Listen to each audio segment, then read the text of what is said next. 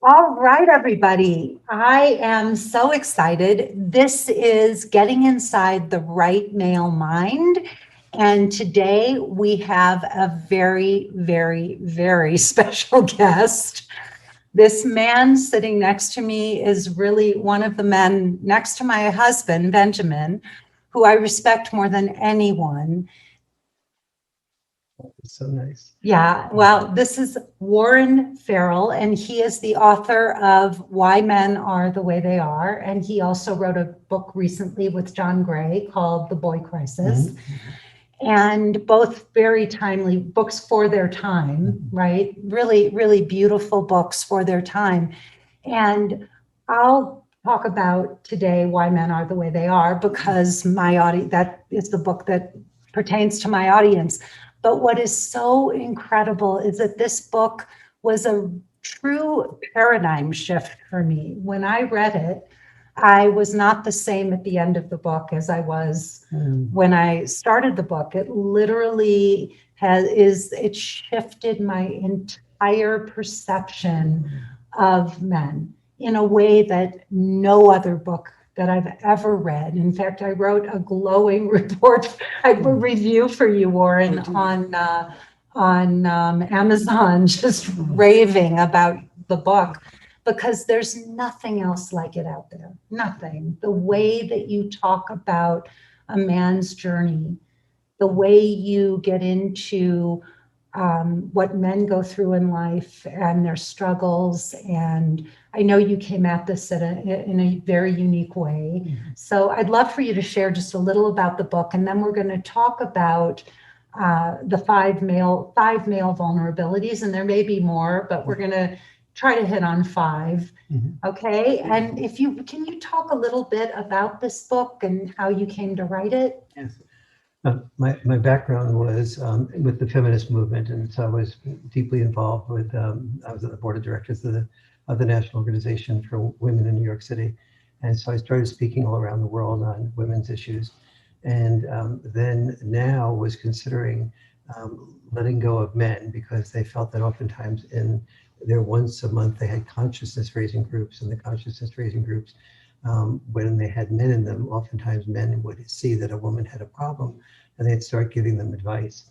And they felt that this didn't give women just a chance to talk through their problems and to hear each other and work with each other and support each other. And so they were sort of fed up, and they asked me, and they came to a compromise. And the compromise was this guy Warren Farrell, if he can start some men's groups. And get the men to sort of really develop themselves and understand how they can best support women, then they would let men stay in and now. And so they did that, and it worked really well. And I ended up starting 300 men's groups and some 200 and some odd women's groups after that. And so that led to my beginning at the beginning, when I started the men's groups, when the men were talking,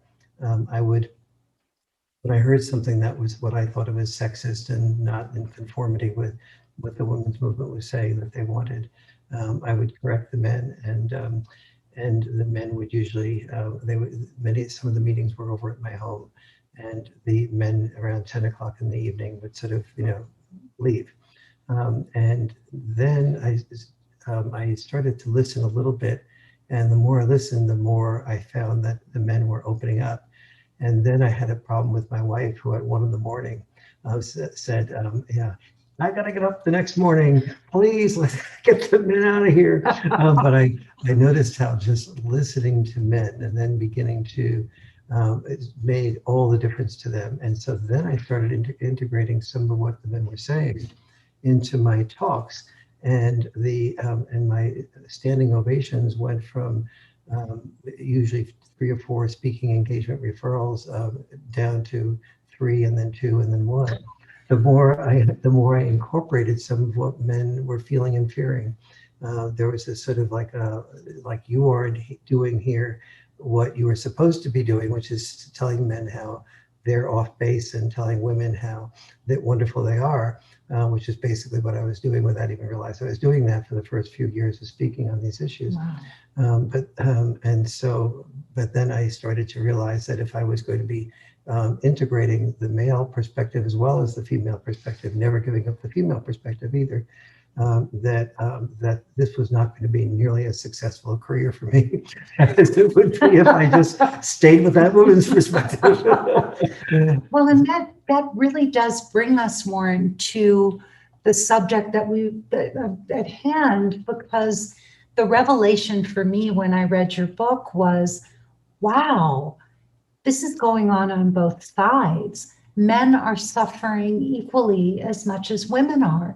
And if we don't bridge that gap, if women do not develop the same level of compassion for men that we want men to have for us, we can't have what Benjamin and I call a guardian of your soul relationship. Yes, yes. We can't have that. It has to be that both people's struggles are equally as important, and equally as important to each other, Yes, right? yes. And you have to see that. So I'm curious, what are some of the main vulnerabilities that came forward as you were doing these workshops with men that you really feel women just are oblivious to? Because I was oblivious to these things. Now they're deeply ingrained in my heart and in my whole approach to men. But I was oblivious to these things.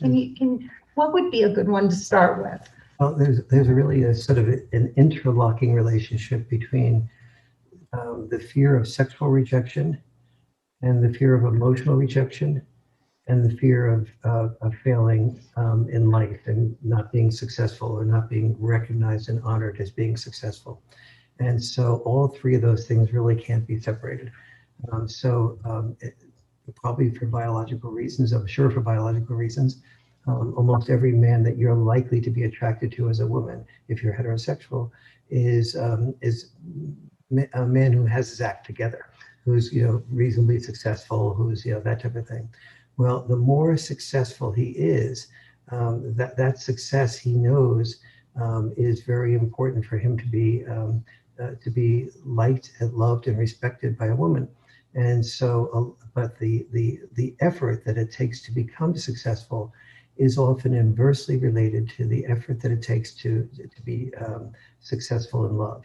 So, for example, to be a good CEO or a top executive, he learns that when somebody comes in to make a presentation, that he's listening to, okay, is this the best person to buy from? How much would I need? Do I have the infrastructure to support that? He's thinking 100 different thoughts in his head to assess whether this is the right person to pay attention to and to pursue and to buy from. And so that's good for him in terms of being successful at work. But if he takes those same traits that he's beginning to develop and hone to become very successful at work, he takes them home and he's listening to his wife or his girlfriend, and while she's talking, he's thinking to himself, well, what I could advise her on is this, and then he interrupts her and it gives her a piece of advice, and then she speaks another few sentences and he gives her another piece of advice, and so on, because he's bringing, from his perspective, he's bringing all the things he's learned to benefit her. But he doesn't realize that what she needs is just to be heard. And if he has children, what his children need first is to be heard and just to be listened to and drawn out. But from his perspective, not only the CEO mentality of success, but also we're biologically programmed to protect women, to be willing to die before a woman dies or is even significantly hurt. And so from his perspective, when the woman is just, when she's complaining about something or something's the matter, from his perspective, what he should do, this is like his wife or his girlfriend or the person he holds so dear, she's bleeding to death. And my job is to get it Band-Aids and to put the Band-Aids on there to stop the bleeding. And anyone who would do anything less than that can't possibly say he's in love with her. Whereas from her perspective, it's like, please, would you just let me vent, talk things through, and when I'm training and working with CEOs, it's really hard for them to understand this. And so I have to explain to them that you are solving the problem by listening. That is the solution. That is at least solution number one. But the big picture dilemma there is that that here he is developing traits at work that make him successful to attract love, that traits that are going to disengage him and from the love he wants. But it's so important for women to understand that this sexual attraction, which men have at a level that almost no woman understands, even though every woman gets it to some degree, because you've been both a beneficiary of it and a victim of it at various points. That this is probably part of the biology of the more successful the man, the more testosterone he has. The more successful he is, the more likely, other things being equal, that you are to be attracted to him. And so he's attracted to you, and pulls you in by his success. And so what you admire about him is the success traits, but and he's sort of talking about how good he is, because talking about how good he is, that's his makeup. My male makeup is, I'm Dr. Warren Farrell, best-selling author of, and my makeup is doctor and best-selling. And that's my makeup, meaning it's what I use to make up the gap between the power I have and the power I'd like to have. And it's just like what women do in makeup is to make up the gap between the power they have and the power they'd like to have. Both sexes have makeup. And so very few women get the degree to which that the more successful the man, the more testosterone he has, the more likely he is to be addicted to female beauty and youth. And so the female who's young and beautiful, she's watching as a rule for a man who is able to have it financially together, and that she can sort of do what she wants to do in life, whether that's to raise children, raise money, or do some combination of both. That's facilitated by that man who is successful. And so there's a deep, powerful attraction there. And so, but very few women realize that feels like not sexual vulnerability, because it manifests as the man coming on to you and making a comment that is superficial, or over the top, or buying you drinks, and then when you're getting you've had enough, no, he plies you with another drink, and it feels like oftentimes obnoxious and overbearing, and you say no, and he then tries to figure out a way around the no.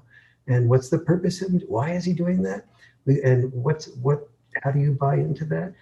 Many women do buy into that because they instinctively know that if you marry a man who stops at the first no, what type of salesman is he going to be?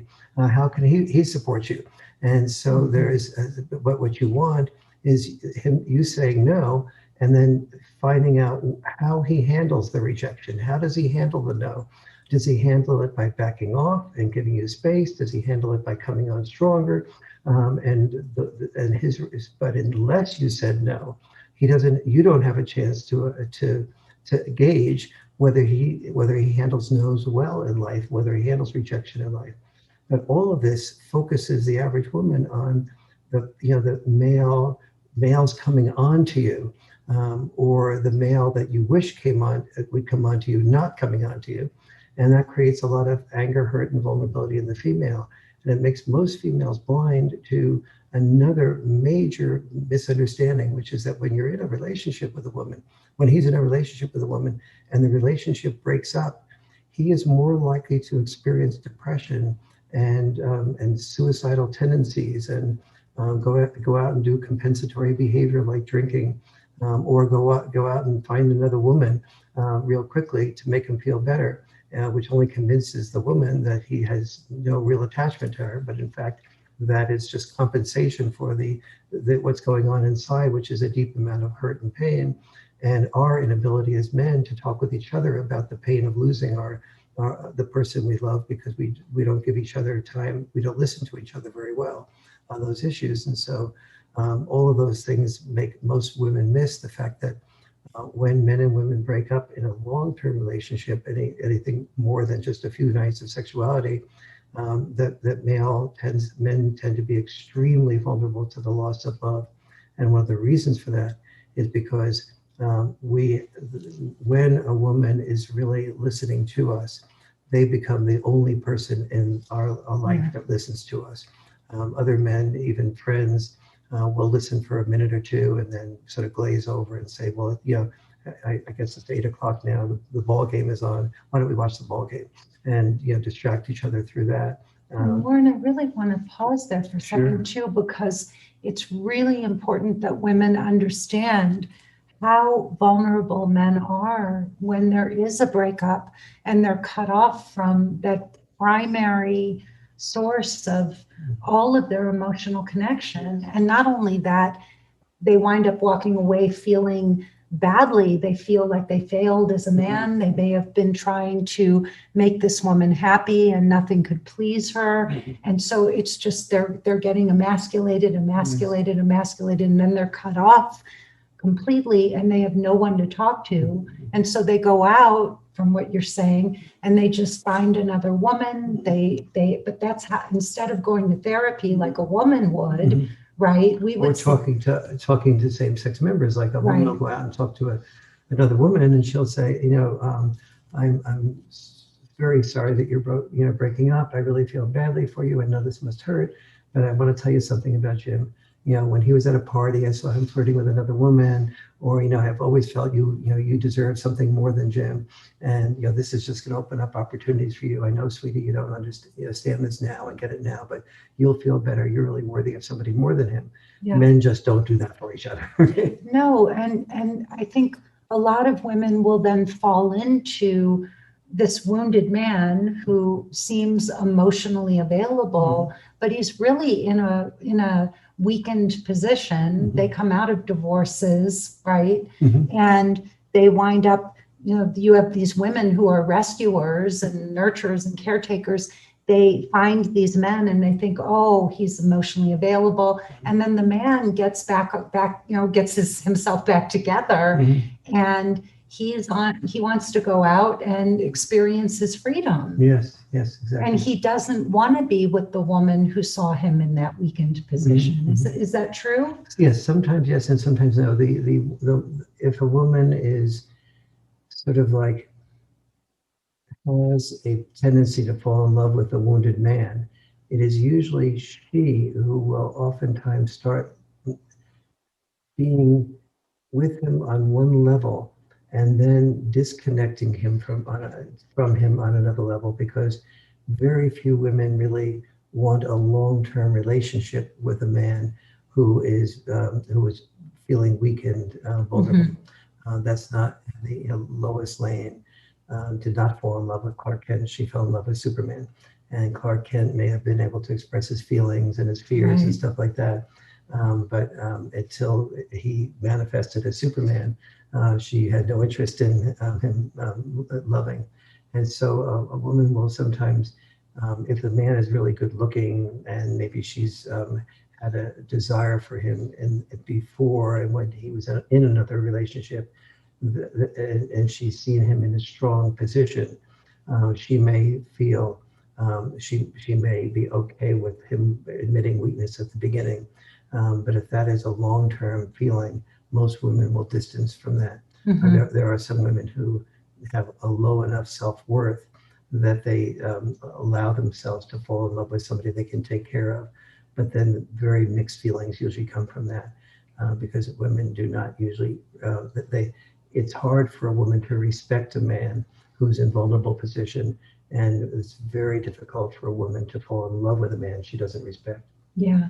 Another thing that I know just jumped out at me from Why Men Are the Way They Are was when you were talking about how women will read self-help. We read a lot of self-help stuff. Yes. And then we go to men and we want to tell you all the stuff you're not doing right. We want to tell you all of our knowledge and all of our self-help stuff, but we're not living it. We're talking about it, we're reading about it, but it's not like we live it. It's really up here. It's not integrated. And something that you said really jumped out at me that men respect men who do and don't talk about doing. Yes. And with the same with women, they respect women, you know, they would in turn respect women who do and don't talk about what they're going to do. But one of the problems, I think, or the disconnects is women like to talk a lot about stuff and not do. Yes, yes, absolutely. And that's annoying for men. It is somewhat annoying for men. And first of all, the most important thing I think to understand is that men read self-help books too. They're called business books. And from the male point of view, I love when you do this. Like something and just spin it. It's so incredible. Go ahead. Sorry. and so, when the man is, reading a book on how to do better in business or how to make more money, that is his self-help book. And it's also his romance book, meaning that he knows that if he makes more money, there'll be more women attracted to him, and therefore there'll be more opportunities for love for him. But he's doing exactly the things that are oftentimes the opposite of what the woman is reading as to what a man should do from a self-help perspective. And this is why so often, as I was mentioning before, the qualities that it takes to succeed at work are often inversely related to the qualities it takes to succeed in love. And this is why it's so important that the sexes communicate with each other. And this is why I've been doing couples communication workshops for the past 30 years, is because it's so, men and women just tend to they look at life through their own perspectives, and they see the other sex at fault, and the man doesn't know that he doesn't know what the woman needs because he spent all his life preparing to do something that he thinks the woman needs and she does need, which is sort of a respect for him and a certain amount of financial success. But at the heart level, he doesn't need that only. And so he then oftentimes alienates the very people that he is working for. So especially when men have children, this is where you really see what I call the father's catch-22. Fathers learn to love their children and family by being away from the love of their children and family, often doing things that violate the core of what they want to do. So for example, I knew a guy who was a wonderful elementary school teacher. He lived for his younger kids. It was one of the rare males that taught about 4th and 5th grade. And then he got married and he had children. Nothing changed when he got married. But the moment he had the first child, his wife wanted to spend a lot of time focusing on the children and maybe sending the child to a Waldorf type school. And so she was really devoted to the children. So she wanted to take off the first few years until her son went to school and take care of the child full time. He heard that desire, but that also meant that income was lost, and there was a new source of money that there was a need for more money.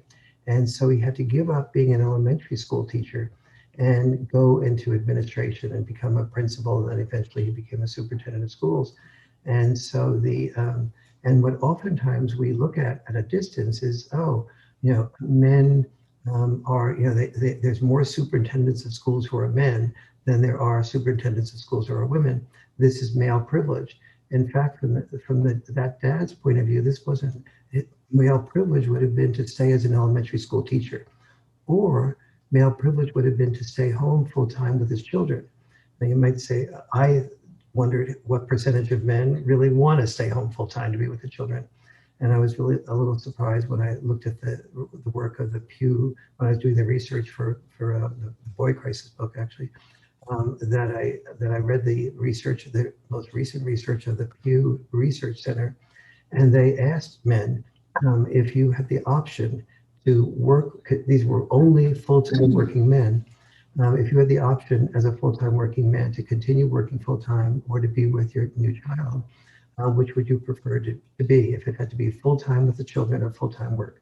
And 49% of the men said, I'd prefer to be involved full-time with my work, but that would be irresponsible because my wife wants to be with the children. I'm sorry, full-time with the children is what I meant to say. but that would be irresponsible because my wife wants to be with our son or daughter. And I need to let her be that way, but that means I have to be that principal of the school or that so on. And if you talk to many men and you ask them about, what type of glint did you have in your eyes? If you ask a man, were you ever a musician? Did you ever play guitar? Did you ever have a fantasy of being a full-time musician? Or did you ever have a fantasy of being a writer, an author, an actor? And many men will say yes. When I was in high school, this, or when I was in college, that, and I was really good at this. I was really thinking maybe, but then I realized, when a child came along, that was an irresponsible decision to make because I was not good enough to be in that upper 1/10 of 1% that would allow me to succeed in those areas of fulfillment. So for many men, when women are reading the self-help books on fulfillment, they're saying the jobs that pay the most are the least fulfilling. The jobs that pay the least are the most fulfilling jobs. People who want fulfilling jobs. There's a lot of people that want fulfilling jobs. A lot of people that want to be musicians and so on. And so therefore, those jobs can afford to pay very little because there's so many people who are competing for those jobs in relation to the number of jobs that are available. And so men say in the back of their mind, oh, this passion for doing the work you love to do, that's very sweet and nice, but who's going to take care of the kids? Who's going to move? Who's going to buy a home in a neighborhood that has good schools that costs more than a neighborhood that has poor schools? Which is the more responsible thing to do?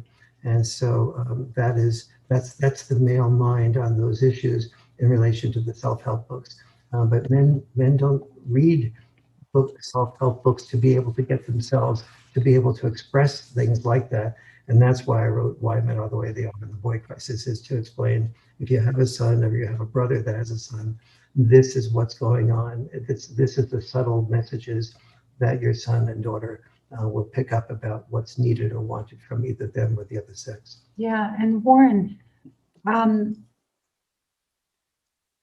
something else that I remember from Why Men Are the Way They Are is that women want men to talk about, they want men to be emotionally available and talk about their vulnerabilities. But one of the things that was shocking to me was that you said women don't really want to hear real male vulnerability. They don't want to hear, they want a therapist's version of, they want a male therapist.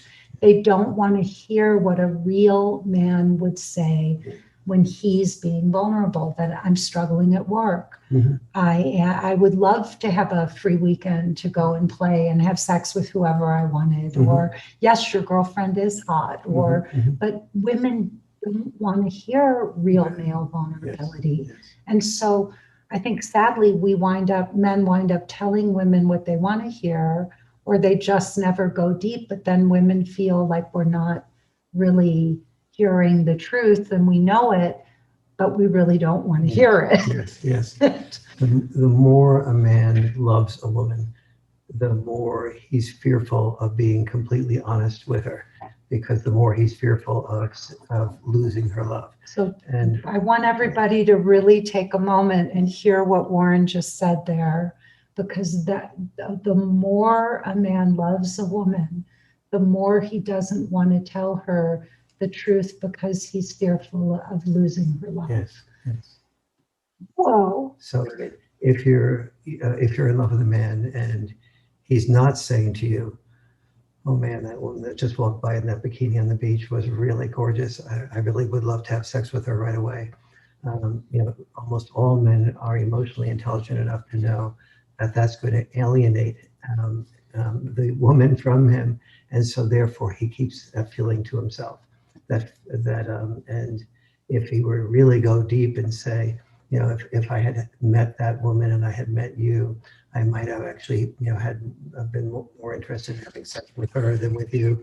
Well, he knows he's usually not so emotionally stupid as to know that this that would not be a good thing to say. Just as you know that if you were at a party and you saw Robert Redford was walking by 40 years ago, and it was 40 years ago. And you said, boy, if Robert Redford had come up to me before you came up to me, I would have, really gotten a bit more interested in being with him than with you. We tend to, you know that most men are not really that interested in hearing that information, so you probably keep those feelings to yourself. But more subtly, almost every man fears that that there is something that he's at work, that he can't, that he's not being promoted as quickly as somebody else, and he fears opening up his heart about that and saying, I just wonder whether what I am doing that is not allowing me to be promoted as quickly as somebody else. So he might say instead, oh, the boss is a real jerk, that type of thing. And you sort of see through that and you say, well, why don't you be accountable? And he's not being accountable, not that he isn't being accountable inside of himself, but he's afraid of revealing that internal accountability to you, because that would come across as, I'm feeling that maybe I'm not either emotionally as intelligent, or I don't master the IT work as fast as someone else, or some version of that, and he's fearing that you in the back of your mind are thinking, this is not the type of man who's really going to go very far very fast. And so those are some examples of the internal vulnerabilities. The other thing that's really disheartening for a lot of women is that oftentimes women will be very observant about things that are not really right around the house, let's say. And he cleaned a few dishes, but he left a little bit of spaghetti sauce on the outside of the spaghetti pan, and he didn't even notice that. And so she says, sweetie, really nice if when you wash the dishes, you took the spaghetti sauce off. Or he goes out and he shops and he brings back 32 items, and you mentioned, well, gee, I like a gallon of milk better than a quart of milk because it really saves money. And he's thinking to himself on some level, I picked up 32 items. The only thing that was noticed was the one thing that I did wrong. And so that sort of like makes him feel, you might say that to a woman friend and she might say, okay, no problem. But he's feeling like he feels that he becomes more vulnerable to criticism because he knows at some core level that women do, they don't fall in love and retain love for a man that screws up. And so he's really starts becoming defensive about screwing up. And maybe he gets into an argument about, well, what's the difference between a quart and a half gallon?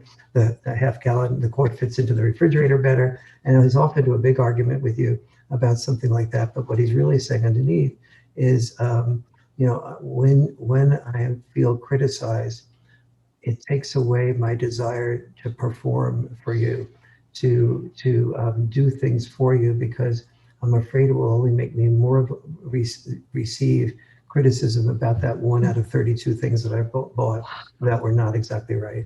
Wow. Okay. One of the profound things that you talked about in Why Men Are the Way They Are, and this speaks to the heart of male vulnerability, is that women have the same dream. Their dream and what they really need in life are the same. They want the love. Their dream is to have the love of one man, and their need is to have the love of one man. But a man's dream is different than his need. Yes. Do you want to talk a little bit about that? Yes. A man does dream of having access to a variety of attractive women without fear of rejection, which is what pornography basically is. It's access to a variety of attractive women without fear of rejection. That's his dream, but he has no interest. His need is love. As I mentioned before, the things he does to get that need fulfilled are oftentimes the opposite of what gets that need fulfilled, like focus on the success that leads to that's intention with love.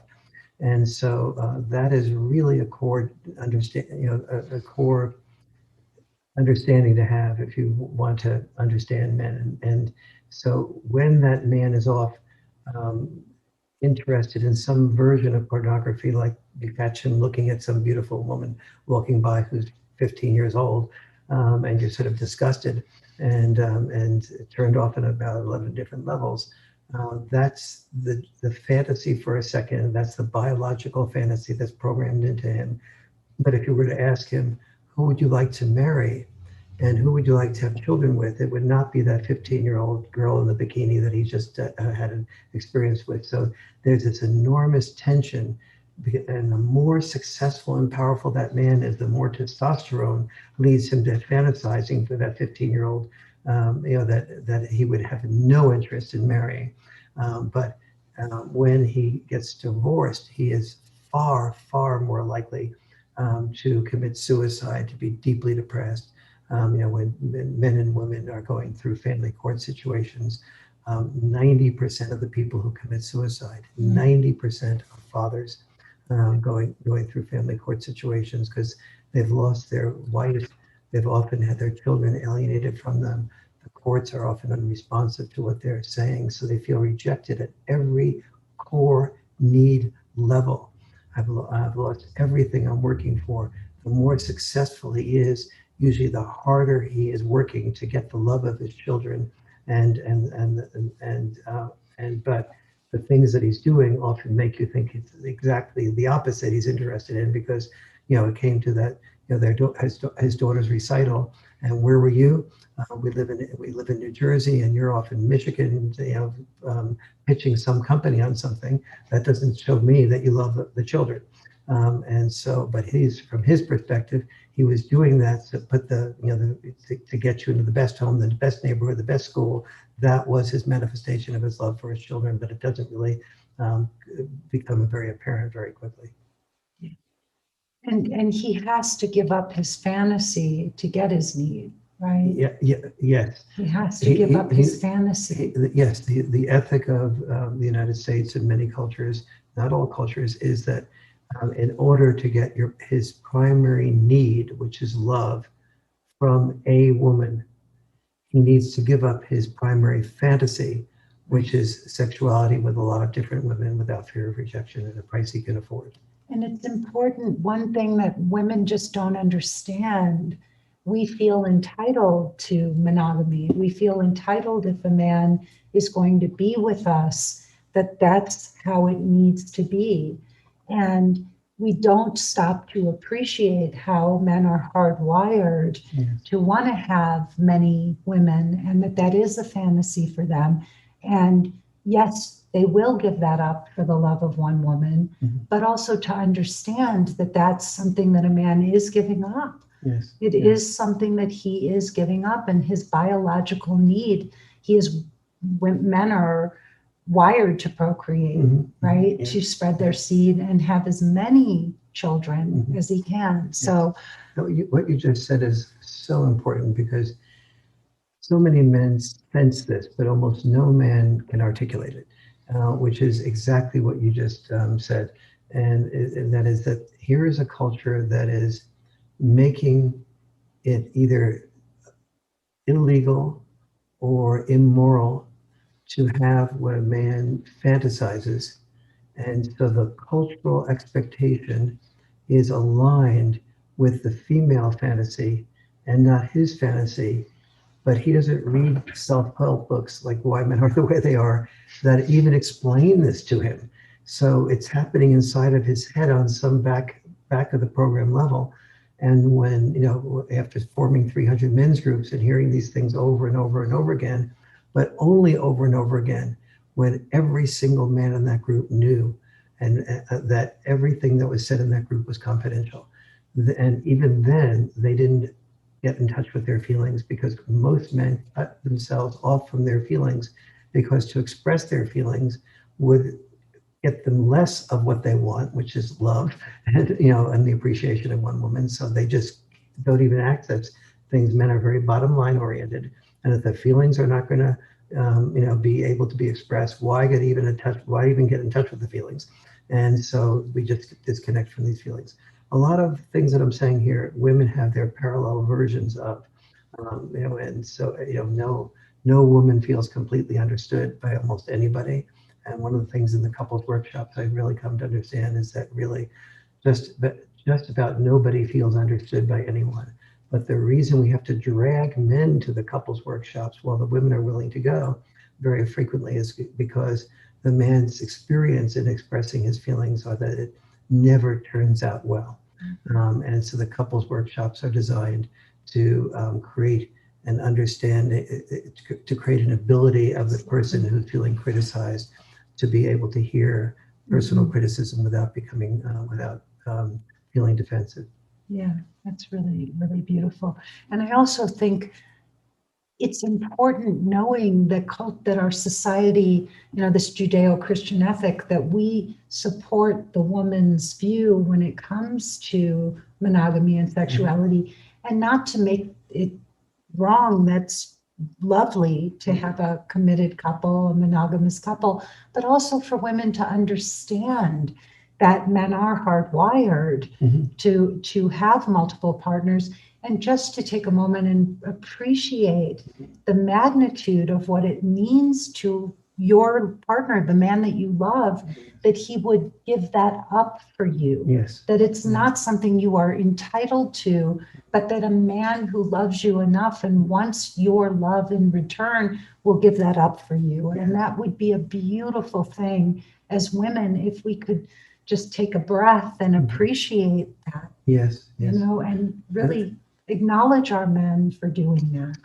And the acknowledgement is so crucial to men. We want to, we will do anything that we feel we are needed for, to make really clear that statement. Every generation had its war.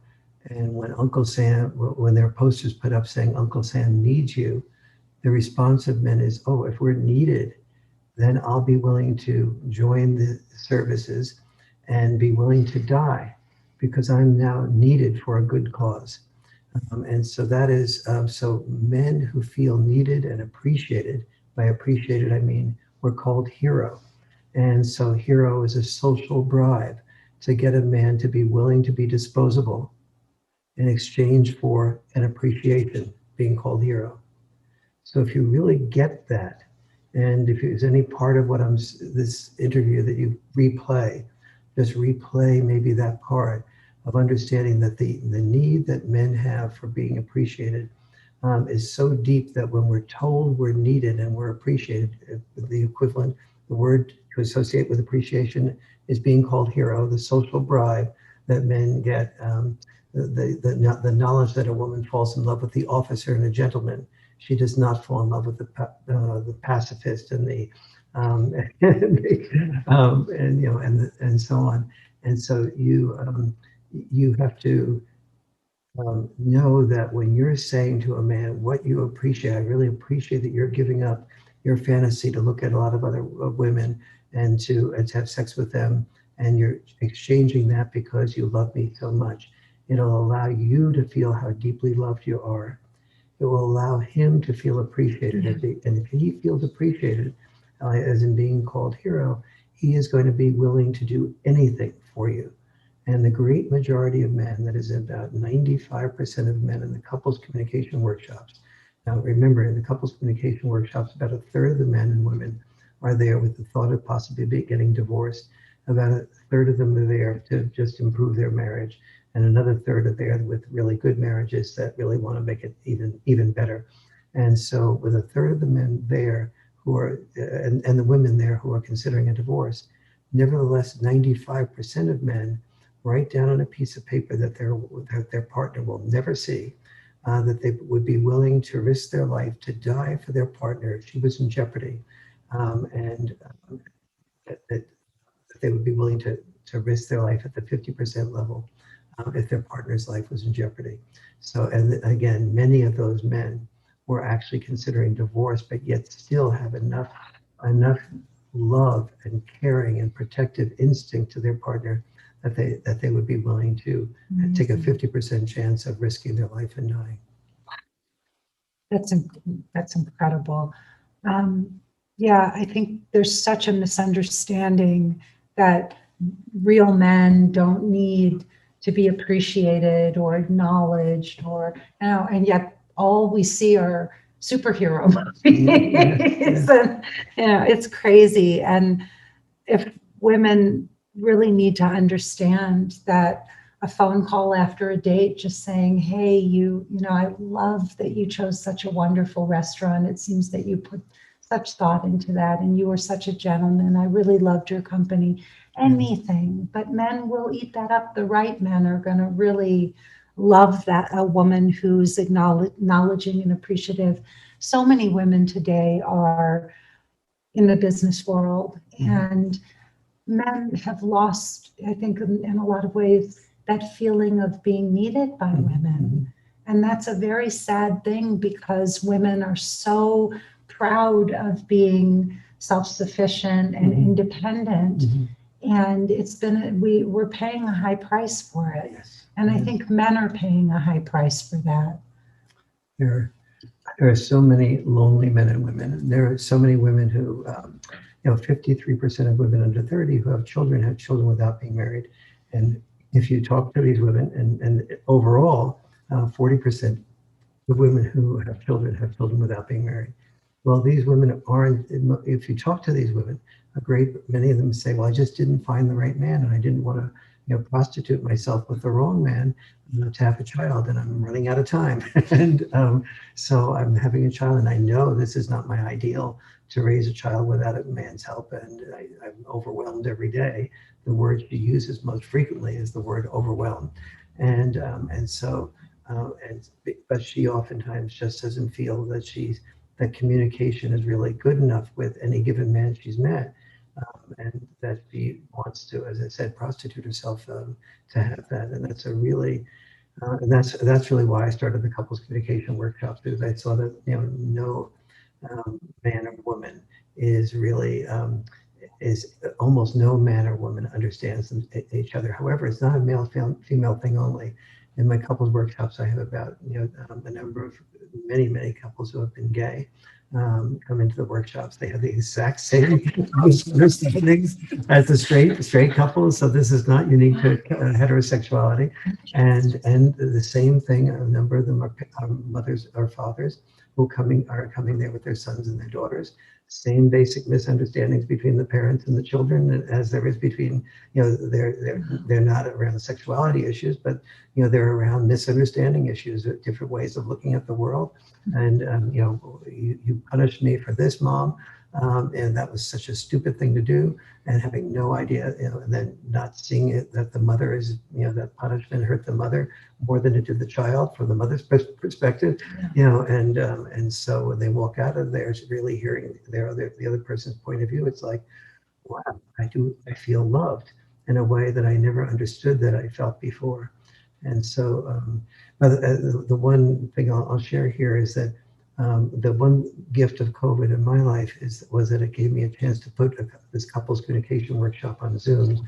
And if you're interested in knowing more about it, just email me at warren@warrenfarrell.com, or just look up warrenfarrell.com. You'll get my website, and then I'll give you more information on it. But now the couples communication course is available for a fraction of what it would have cost to actually take it. Awesome. That's fabulous. Warren, the last one that I really want to talk about is another thing that you mentioned in the book, was about how many men, by and large, are the ones who initiate sex. I know as a woman, I am so grateful for that, because I couldn't even imagine what men go through when they're on a date and they have to make those moves on a woman. Yeah. It must be agonizing for very many men. Mm-hmm. The ones who are not haven't just decided that it's a sport and a game and all, but good men and any man who's really wanting to win the affection and the love of a woman, that has got to be agonizing to do that. Can you please talk about that? I used to explain this a lot when I was talking, when I was on the board of Down. I would explain this intellectually. And I realized that neither sex could understand each other from my intellectual explanations. They did at the moment, but a year or two later, when I would come back to the same campus to speak again, they would often say, I would press them about what they really got out of it, and it was just sort of like minimal. So I started to do role reversal dates in men's beauty contests. And I said, guys, if you're here to understand women, how many are here to understand women? Oh, all right, I am. And so I said, all right, if you're here to understand women, understand that one aspect of being female is that every woman is in a beauty contest every day of her life. Whether she's attractive or unattractive, she's in that beauty contest. She's just in different positions in that contest. So I'd have every man in the room come up and on the stage and fill the aisles, et cetera, to be in the beauty contest of everyday life that women go through. At the end of the beauty contest, there were sort of 6 finalists. And then afterwards, I processed the information that the finalists were experiencing, or what was going on in their heads. And guy after guy would often say things like, "This is weird. I feel like I've spent the last hour and 20 minutes trying to prove to every woman here that I'm the best looking guy in the room. And now that I've been chosen the best looking guy in the room, I'm feeling kind of angry that I wasn't appreciated for my intelligence, my values, my way of being, my compassion, my caring, everything that's really important that I spent my whole life working on. It's all gone. And what have I done? And I got to admit that I spent the last hour and 20 minutes focusing on the exact things I got focused on for." And the women would go, "Yes, thank God. Thank you for understanding this." So I'd say, remember, this is a role reversal date and a men's beauty contest. I'm asking both sexes to walk a mile on each other's moccasins. And the women go, "Really?" And so I'm now asking I'm working on the women to really focus on making believe they're addicted to the man who's the best looking man in the room, and to go up and ask that man out. Don't back off, don't chicken out and go to choice number 2, 3, or 10, or 20 that you think will accept you. But go to the guy you're really most attracted to, that you can really feel some energy for. And the women would, I'd really have to work very hard to get the women to do that. And then I would also get the men to say that, I'd have the women all divvied up in the audience by how much money they believed that they would be making 5 or 10 years after graduation. And the women making the least amount of money would be sitting in the back rows. The women likely to be making the most money, the future physician or whatever, would be sitting in the front rows. Then I'd work with the men to realize that your obligation is to make sure you don't fall in love with a woman in the back row that will be making very little money, because your job is to make sure you have options for your children, and to think of somebody besides yourself. And so do not allow yourself to fall in love with a woman in the back row, even if you're feeling more energy for her. The men were really just looked at me. And so I would say to the women, "Okay, go, come on up." And the women would ask some of the women would compete for their first choice man. So that usually meant, like in a group of hundreds of women and men, that there were maybe 8, 9 women competing for the best looking man and most of the finalists. And so afterwards, the processing of this, women would say some version of, "Every time in my life, I have to say, when I've used the word jerk, that's gender neutral, I suppose, but it always, in reality, referred to a man. Well, tonight, I was the jerk." Wow. When I came up to that guy and I saw that there were other women that were going to be for sure get him better than I did, I literally said, "I want to pick you up in my Porsche tonight. I don't even have any clue of being anywhere close to you. I don't even know what a Porsche costs. I just knew I can't afford one.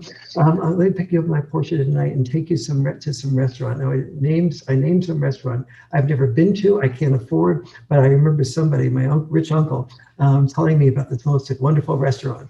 And then worse yet, I started to see that the guy was interested, but I still wasn't, better than the top 3 or 4 women.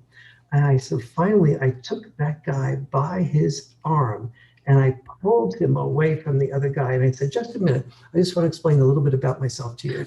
And he said, well, if a guy had done that to me, just pulled me away physically, I would have called it, today I would have called it sexual harassment.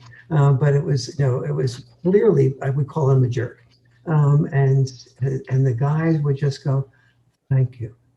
So that my being that jerk came from vulnerability, and that so much of male behavior, being often the jerk, comes from trying to not underneath be rejected by you.